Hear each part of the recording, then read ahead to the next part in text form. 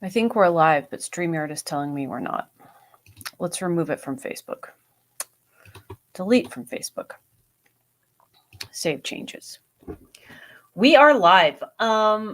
It is September 11th, the anniversary of the day where some crappy people flew some planes into some buildings in New York City. Very horrible. And for libertarians, I think it hits a little bit differently, although I think the rest of the country is starting to wake up to it now. United States foreign policy, this is the day that United States foreign policy finally caught up with us. Very scary to think about it. There's a really good book written by Scott Horton, and I highly recommend everybody read this. If you haven't read it, go out and purchase it today. Just Google it and find it. Libertarian Institute down here, you can probably find it on their website.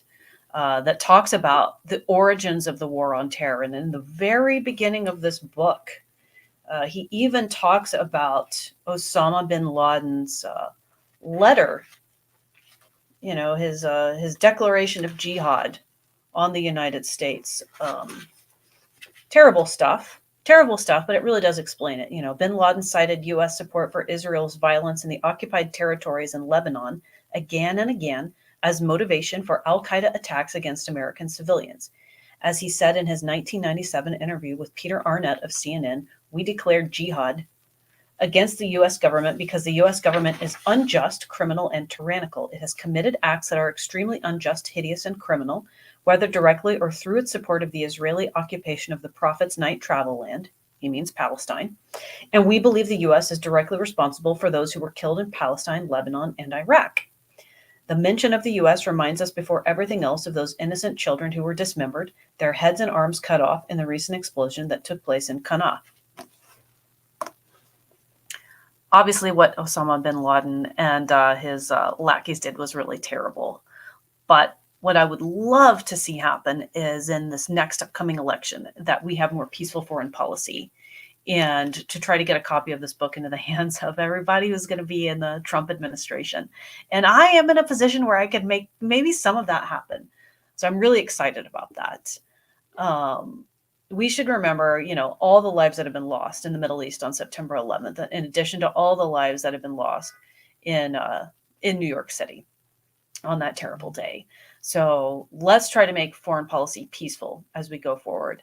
I also want to talk about Rage Against the War Machine 2.0.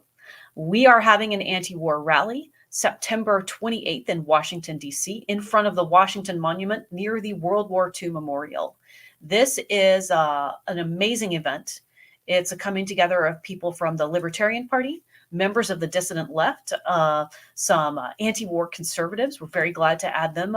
And we're just pushing back against the war machine, saying no to the military-industrial complex, rebuking the CIA, requesting that, demanding that the next administration pardon Julian Assange. We're so grateful that he is home and safe, but he should be pardoned.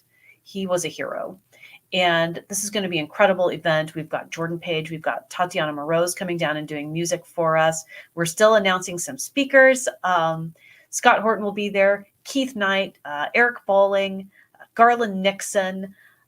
Very, very excited. Clint Russell, Josie Glabach, the redheaded libertarian. So come on down. I believe Luke Rudkowski is going to be joining us too. So that's super exciting. And then, of course, the day after that is Rescue the Republic. And one of the pillars of the Rescue the Republic movement is End the Forever Wars. So come down to Rally Weekend. Let's rally for peace. Let's rally for peaceful foreign policy. Let's advance liberty and individual rights. Let's make sure lots of libertarians are there to talk about libertarianism and peeling away from the two-party system and advancing individual rights here in the United States and making people's lives better abroad by not bombing them. So do it. Come to Rage Against the War Machine. Go to rageagainstwar.com. Find out more.